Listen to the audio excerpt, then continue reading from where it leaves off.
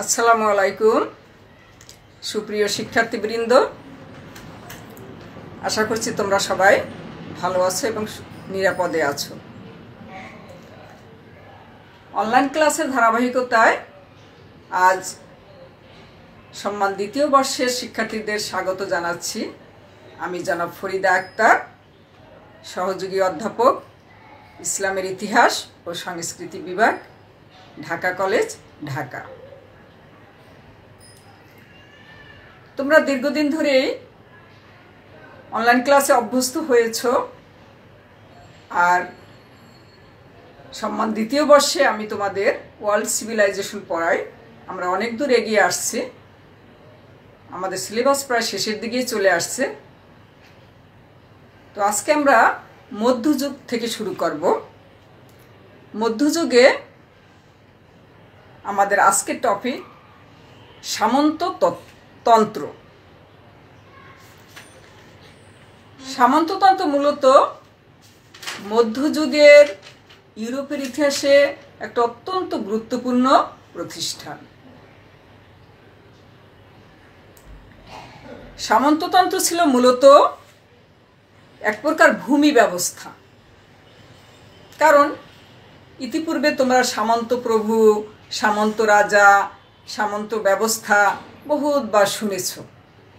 তো মূলত এটা ছিল এক প্রকার ভূমি ব্যবস্থা, যা সমগ্র মধ্যযুগীয় ইউরোপবাসীদের রাজনৈতিক, সামাজিক এবং অর্থনৈতিক জীবন, তাছাড়া তাদের আচার আচরণ ও ভাবধারার উপর বিশেষভাবে বিস্তার লাভ করেছিল।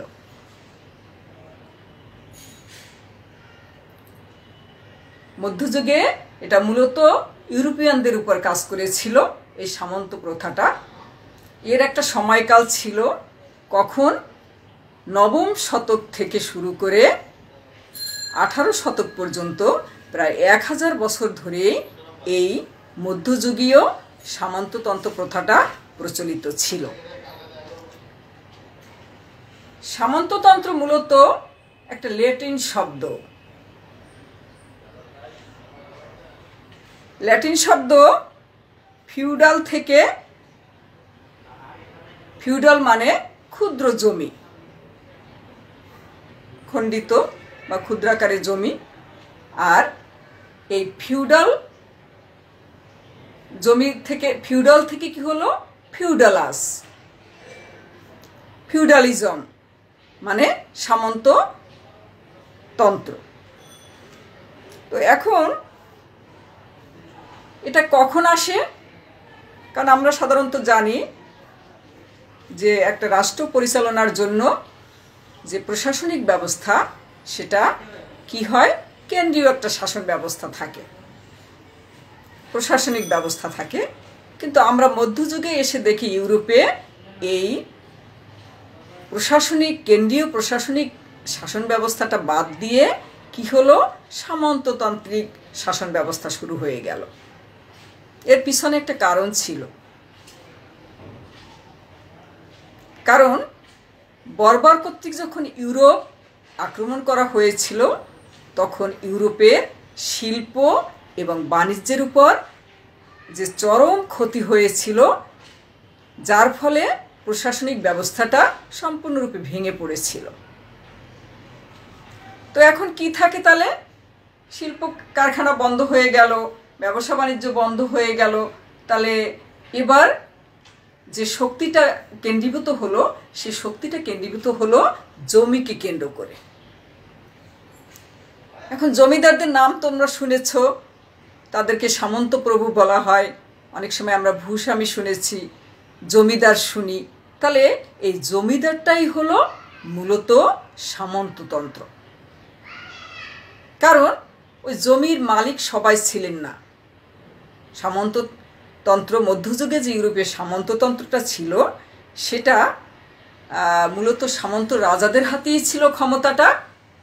আর প্রশাসনিক যে কেন্দ্রীয় প্রশাসনিক ব্যবস্থা, সেটা বিকেন্দ্রীকরণ করে কি হয়েছিল, সামন্ত প্রভুদের হাতে চলে এসেছিল। তার মানে যার অধিক পরিমাণ জমি ছিল তিনি শাসন করতেন। আর একটা মজার ব্যাপার কি ছিল, যে সামন্তপ্রভুরা যতই জমির মালিক হয়, কিন্তু উৎপাদনের ক্ষেত্রে আমরা আর একটা জিনিস লক্ষ্য করেছিলাম, যে উৎপাদনের ক্ষেত্রে কিন্তু তাদের ভূমিকা ছিল না। তাহলে ম্যাডাম কিভাবে হতো, কিভাবে রাষ্ট্র পরিচালনা হতো, অর্থনৈতিক অবস্থা কিভাবে উন্নয়ন ঘটেছিল? হ্যাঁ, ঘটেছিল। কিভাবে? ওই জমিদারদের জমি বা সামন্তপ্রভুদের জমি চাষ করতেন কারা? ভূমিহীন কৃষকরা এবং ভূমিদাসরা। বিনিময়ে তাদেরকে কি দেওয়া হতো? প্রচুর ফসল উৎপাদন করত, বিনিময়ে তাদেরকে সামান্য কিছু দেওয়া হতো। তাহলে এখন আমরা কি দেখি, যে ক্ষমতার উৎস ছিল বা যে পাওয়ার হাউস যেটা আমরা বলতে পারি, সেটা কাদের হাতে ছিল? সামন্ত প্রভুদের হাতে। রাষ্ট্র পরিচালনার ক্ষেত্রে কেন্দ্রীয় যে প্রশাসন ব্যবস্থা সেটা ভেঙে পড়েছিল, সেটা চলে গেল সামন্ত প্রভুদের হাতে। এটাই মূলত সামন্ততন্ত্র।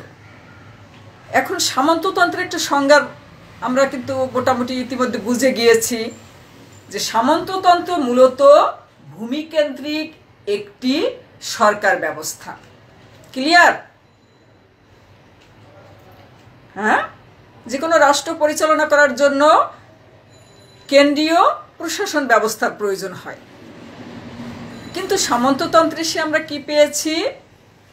সামন্ততন্ত্র মূলত ভূমিকেন্দ্রিক একটি সরকার ব্যবস্থা।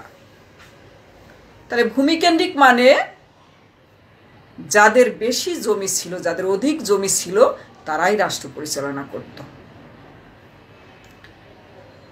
এখন আমরা দেখি সামন্ততন্ত্রের উদ্ভব ও বিকাশ। উদ্ভব মানে রাইজিং, কিভাবে উদ্ভব ঘটেছিল এবং তার বিকাশটা কিভাবে ঘটেছিল। সামন্ত প্রথার উদ্ভব কোথায় কিভাবে ঘটেছিল, এটা একটা বিতর্কিত বিষয়। এটা আসলে আমরা সঠিকভাবে বলতে পারবো না। তবে মধ্যযুগে সর্বপ্রথম এই সামন্ত প্রথার চারণভূমি ছিল ফ্রান্স।